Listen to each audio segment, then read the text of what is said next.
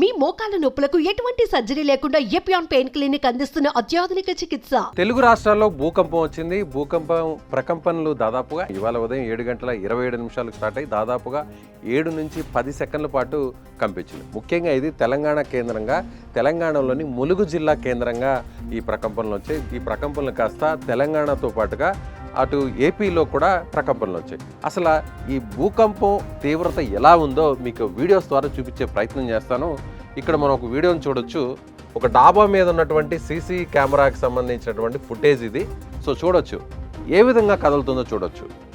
దాదాపుగా 10 సెకండ్ల పాటు ఆగకుండా ఇలా ప్రకంపనలు వస్తూనే ఉన్నాయి. అంటే రిక్టర్ స్కేల్ మీద 5.0గా దీని తీవ్రవుతుంది. అయితే ఎక్కడా పెద్ద డ్యామేజెస్ అయితే ఎక్కడా కూడా జరగలేదు. కానీ చూడొచ్చు ఎలా ఉందో చూడండి. కెమెరా మొత్తం కూడా షేక్ అయిపోతుంది ఒక్కసారిగా. ఇక్కడ మనం చూడొచ్చు ఎన్ని సెకండ్ల పాటు మీకు ఎగ్జాక్ట్గా కంపింది అనేది, ప్రకంపనలు వచ్చినాయనేది మనం ఒకసారి పరిశీలించినట్లయితే మళ్ళీ మనం ఈ వీడియోను ఒకసారి చూద్దాం.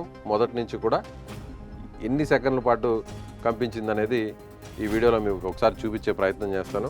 7:25, 11, 12 అంటే సెకండ్లో 16, 17, 18, 19, 20, 21, 22, 23, 24, 25, 26, 27, 29, 30, 32, 33, 34, 35. సో దాదాపుగా ఇక్కడ 20 సెకండ్లు, 20 నుంచి 30 సెకండ్ల పాటు ఇక్కడ కంపించింది. అంటే దాదాపుగా అర నిమిషం పాటు ఇక్కడ ప్రకంపనలు మనం చూడొచ్చు. అంటే దాదాపుగా 30 సెకండ్ల పాటు భూమి కంపించింది. మరొక ప్రాంతంలో గోడ కూడా పడిపోయినటువంటి పరిస్థితి మనం చూడొచ్చు. ఇక్కడ మరొక ప్రాంతం ఇది. ఈ ప్రాంతంలో చూడొచ్చు గోడ కూడా పడిపోయింది. సో ఇక్కడ మనకి బ్రిక్స్ కనిపిస్తుంది. ఆ గోడ అంతా పడిపోయినటువంటి దృశ్యాలు మనకు కనిపిస్తున్నాయి. ఆ వస్తువులన్నీ కూడా చెల్లాచెదురైపోయినాయి. సో ఇది సిమెంట్ రాళ్లతో కట్టినటువంటి గోడ. ఆ గోడ కూడా ఒక్కసారిగా పడిపోయినటువంటి దృశ్యాలు మనకు కనిపిస్తున్నటువంటి పరిస్థితి మనకు కనిపిస్తుంది. సో ఈ ప్రకంపనలు ఇలా అనేక ప్రాంతాల్లో ఇళ్లలో ఉన్నటువంటి వస్తువులు ఏ విధంగా పడిపోయో చూడొచ్చు. సరిగ్గా టైం ఇక్కడ అంటే ఒక్కొక్క ప్లేస్లో ఒక్కొక్క టైం కాలమానం ఉంటుంది కాబట్టి 7:27. ఇందాక వీడియోలో 7:25 ఉంది. ఇక్కడ 7:27 ఇంటి లోపల ఉన్నటువంటి వస్తువులు ఎలా ప్రకంపనకు గురయ్యాయో మనం ఒకసారి చూడొచ్చు. ఇద్దండి ఇక్కడ వస్తువులు పడిపోతున్నాయి. ఇంట్లో నుంచి కూడా ఆ పిల్లలు కూడా అలా బయటికి పరుగులు తీస్తున్నటువంటి దృశ్యాలు మనకు కనిపిస్తున్నాయి. ఇక్కడ పడిపోయినటువంటి దృశ్యాలు మనకి. సో మరొక వీడియో చూద్దాం మనం. సో ఇక్కడ కూడా 7:27 సమయం ఉంది. సో ఇది కూడా మనం ఒకసారి పరిశీలించినట్లయితే అంటే ఇద్దండి చూడండి కెమెరా ఏ విధంగా కదులుతుందో చూడండి. అక్కడ ఉన్నటువంటి చుట్టుపక్కల ఉన్నటువంటి పరిస్థితి ఎలా మనకు ఆ దృశ్యాలు కనిపిస్తున్నాయో చూడండి.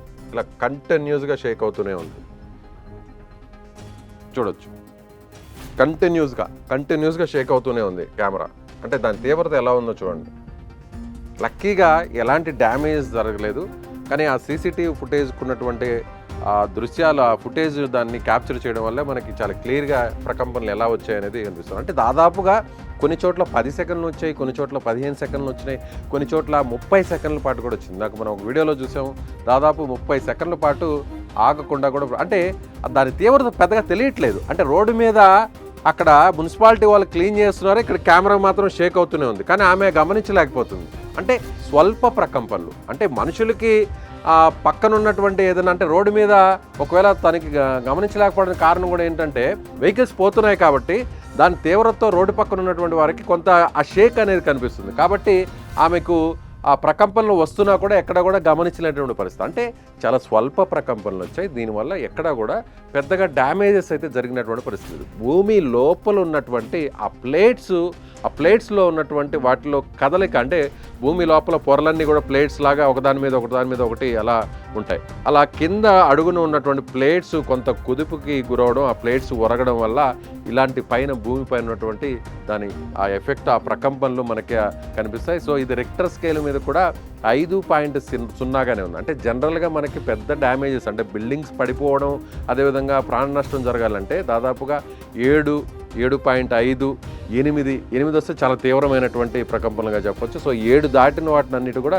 చాలా సీరియస్గా వచ్చినటువంటి ఎర్త్ క్వేక్గా మనం చెప్పొచ్చు. అయితే ప్రస్తుతం తెలంగాణలో, ఏపీలో వచ్చినటువంటి ఈ భూ ప్రకంపనలు అయితే మాత్రం స్వల్పంగా వచ్చాయి. గతంలో తెలంగాణలో ఉన్నటువంటి పరిస్థితి చూస్తే ములుగు కేంద్రంగా, అంటే ఉమ్మడి వరంగల్ జిల్లా ములుగు కేంద్రంగా, మేడారం ప్రాంతం కేంద్రంగా ఈ ప్రకంపనలు వచ్చాయి. దాని చుట్టుపక్కల ఉన్నటువంటి ప్రాంతం అంతా కూడా తెలంగాణ కావచ్చు, ఏపీ కావచ్చు, ముఖ్యంగా ఇది గోదావరి నదికి ఆనుకొని ఉన్నటువంటి ప్రాంతాల్లో, అదేవిధంగా భూగర్భంలో ఉన్నటువంటి భూగనుల దగ్గర వచ్చినటువంటి పరిస్థితి. అంటే ఎక్కడైతే మనకి తెలంగాణలో కోల్ బెల్ట్ ఉంటుందో ఆ కోల్ బెల్ట్ ఆ ప్రాంతం అంతా కూడా ప్రకంపనలు మనకు కనిపించాయి. అదేవిధంగా కొంత దూరంగా ఉన్నటువంటి హైదరాబాద్ సిటీలో వచ్చాయి, అదేవిధంగా విశాఖపట్నంలో కూడా వచ్చాయి. అంటే గోదావరి నదికి దాదాపుగా 300 కిలోమీటర్లు అటు కావచ్చు, ఇటు కావచ్చు.